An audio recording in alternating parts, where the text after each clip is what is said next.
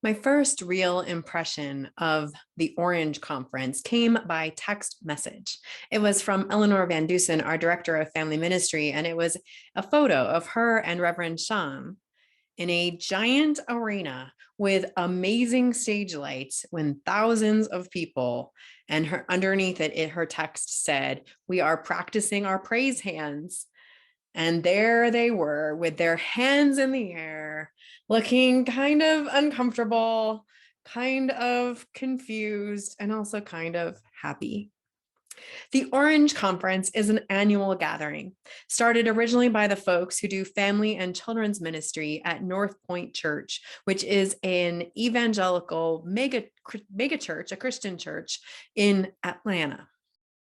Orange, it's called Orange because it's, as its founder, Reggie Joyner, says, orange is what red representing the warmth of the heart of the family and yellow representing the light of the church can do when they combine efforts. Orange is our strategically combined influence on the spiritual direction of the next generation. Now, while Sean and Eleanor certainly had a number of moments where they experienced both horror and cringe, not just at the praise hands, but also at moments of sincerely problematic theology. Ultimately, they both left Orange that year feeling clear that we, the Foothills Unitarian Church, should always send at least one and hopefully a whole team of both staff and lay leaders to the Orange Conference every year. Which is what led me last week to Atlanta and my second time at the Orange Conference. Except this time, Elle and Sean were both either already on or about to be on sabbatical, so it was just me.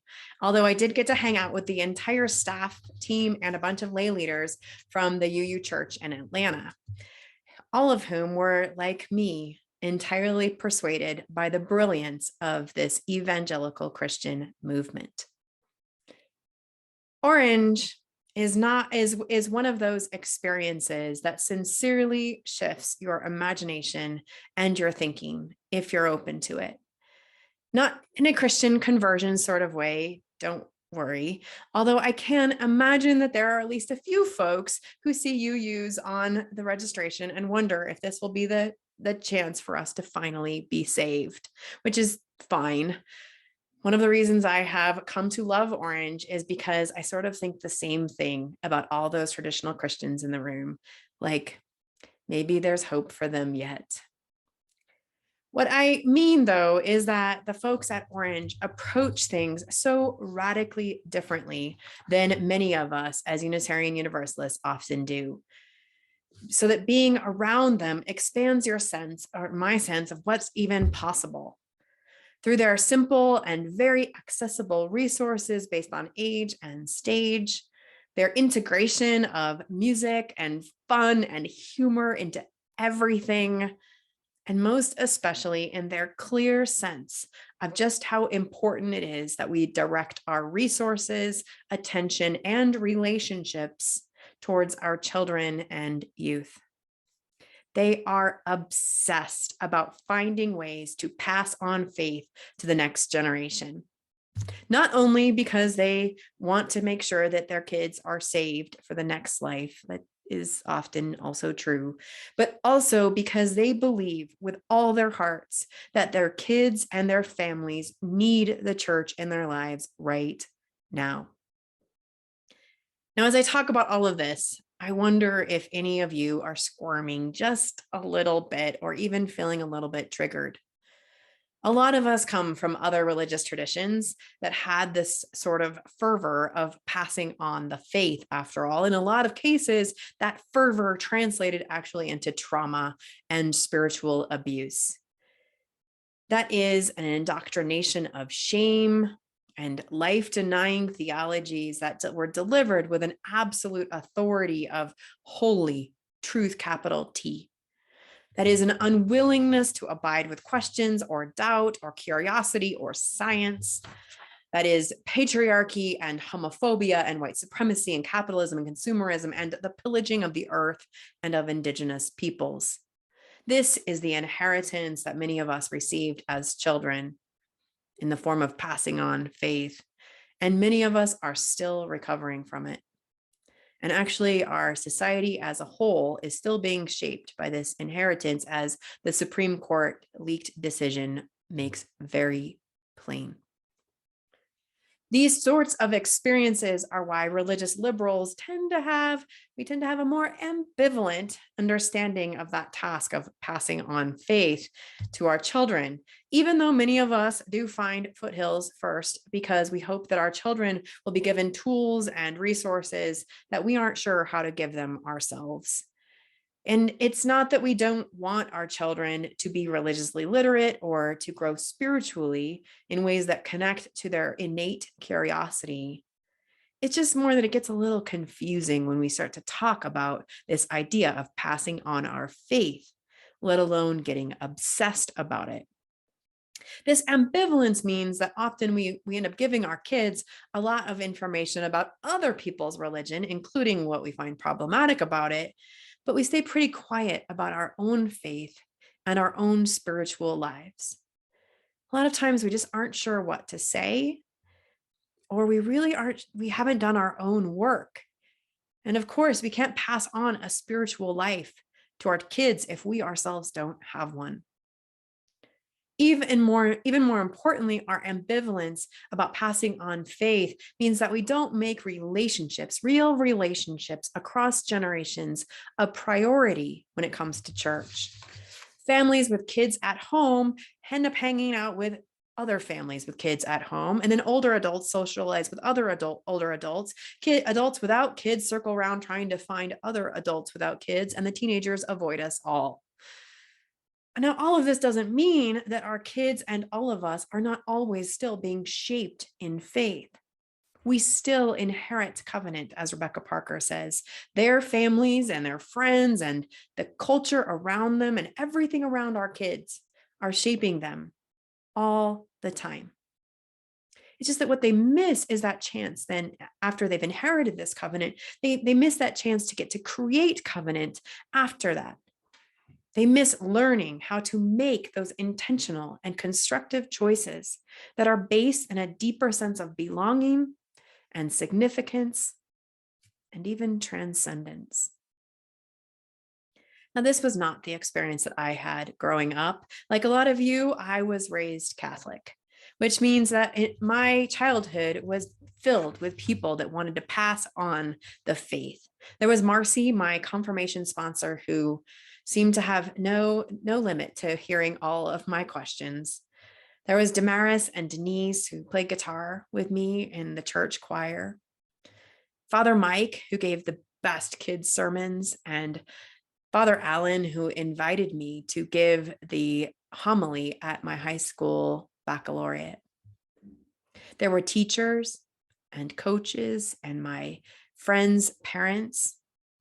I was formed in faith, not by one person, but by a whole community, a constellation of people that included my family, but what is importantly, not just my family. Adults who knew my name and my interests and who would miss me if I wasn't there. My parents, despite what they thought at the time, were mostly important, not because of what they directly taught us, but because they put us in the context of that community and then didn't give up on it, no matter what. No matter how often they got annoyed at the priest or how messy small town church community became. They took us to Mass every Sunday. They paid more than they could afford to keep us in Catholic school. They signed the whole family up as ushers all the time and as volunteers at our church's clothing exchange. I put this note here in this way, especially for the parents who are here today, because trying to pass on our faith and our values to our kids is often an exercise of frustration or guilt or disappointment or all of the above, especially when you have kids that are decidedly less compliant than I was as a kid, which is, let's be honest, basically all kids. And especially in this moment where just this week, the New York Times is reporting that more than half of all parents are experiencing a degree of burnout, parental burnout. So it's good to remember that in a lot of ways, parents do not have to pass on or teach that much at all. Instead, like a lot of parenting, it mostly comes down to being a consistent chauffeur. We know it's true. You just got to get your kids in that room and then show up consistently, even when it's hard. Try to build your own tools for what faith means to you and grow your own spiritual life. And like most of parenting, it means letting go of the need for quick or even obvious results. Now, to be clear, the theology and messaging of my childhood church weren't always great. I did not get away without wounds to heal or shame to shake. And yet there is something in the relationships of care and trust that were offered over and over and again that shaped me in a profoundly, like a fundamental way. Relationships that taught me about a faithfulness that means most of all showing up for someone else and for a purpose greater than yourself. Relationships that made it clear that I mattered and that my life was meant for something more than simply getting good grades or eventually a good job, that I was here on this planet for a purpose and that I was loved no matter what. And that service and justice was the response that we make to this gift of being born. This is what Orange gets, and what we as religious liberals too often forget. That is, when a faith community decides to take its relationship with children and youth and families seriously and intentionally, it changes and it literally saves lives. And I don't just mean children and youth. One of my favorite workshops I attended at Orange this year was called Leveraging the Power of Grandparents. True confession, I kind of thought it was like a workshop on how to recruit older adults to be volunteers with your kids and families. But in true Orange and mind expanding fashion, that was not really the point. Instead, it began by asking us to consider this big question that is, if you were to die right now, what would you leave behind? And is that what you'd want it to be? Most especially, they urged us to consider how our faith and our values are being reflected in the next generation. They called out grandparents specifically in the framework because often these are questions that are on our minds naturally as we move into the third of our lives. And they are questions that are especially embodied in that relationship between many grandparents and their grandchildren. But you need not be a grandparent or even a parent to consider if you would want the next generation to imitate your spiritual life, or to wonder if anyone would really knows what really matters most to you and why, or to hope that someone will carry this on after you are gone. When we search our hearts, my guess is we will all find a version of these questions there. So that when a faith community decides to take its relationship with children and youth and families seriously, it doesn't just save the kids or even just the parents. It also gives the other adults something most of us long for. It gives us legacy, and it gives us vision. That is, a clarity about what our own faith is, what matters most of all to us, that we believe would be worthy of passing on. Now, probably because the news about Roe came just a few days after I got back from Orange, I couldn't help but think of all those people that were there at the conference and how many of their churches had likely helped make this moment our shared reality. I don't know, really. I mean, one of my favorite things about Orange is that it refuses stereotypes. Their work around racial justice and even complex conversations with youth around gender identity, especially in this year and this political climate, where I found them inspiring and brave.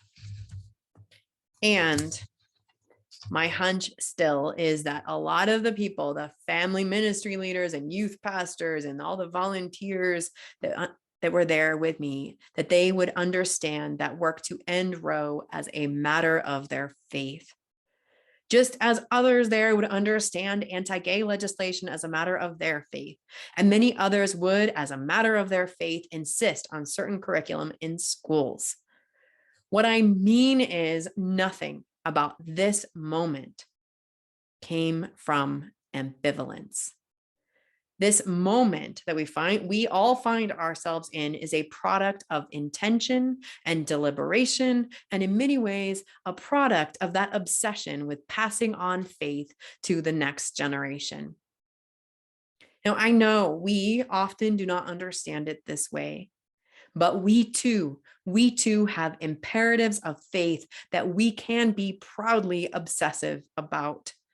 And to be clear, I do not simply mean the values of liberal politics or even social progressivism. They are instead, for example, the theological understandings of each person's inherent worth and dignity.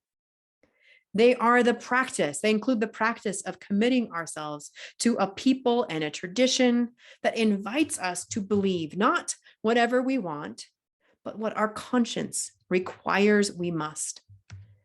Our faith includes the refusal of shame as a tool and the embrace of joy as a measure of freedom. Our faith is that deep sense of being connected to everyone and everything that exists now and that ever has existed, ever will exist, and then acting from this deep sense of interconnectedness in everything we do. And our faith that we are called to pass on includes the knowledge that we are a part of a great tradition of people who have risked their lives on behalf of a greater truth and in service of a love that calls us and holds us all. Sometimes, when I think about my childhood Catholic community, I wonder what it would have been like to have that exact same experience, except with the sort of theology and values that I've just described. That is to still have Marcy and Damaris and Denise and ministers named Mike and Alan, except that instead of Catholic school, what if I went to Unitarian Universalist school? And what if instead of learning to pray the rosary to end abortions, I learned comprehensive sex education? And what if instead of original sin, I was taught of our original blessing, that is our equal, all of us, inherent worth and dignity, and then how to live that out in real life? And what if instead of confession, I learned about real relationship repair and beginning again? And then multiply this one experience times all the kids that went through my church and my school over so many generations. Imagine what a different force we would all be in the world, that what sea change we would bring about if this faith, our faith, was at the heart of all of those relationships. In our community of faith, in the Foothills Unitarian Church in Northern Colorado in 2022, we have more power than we realize. With intention, we can meet this moment in our personal lives, all of those personal things that each of us hold and carry. And we can meet this moment in our collective lives. We can give our children and ourselves a faith that is a vision of abundant life for all. May it be so, and amen.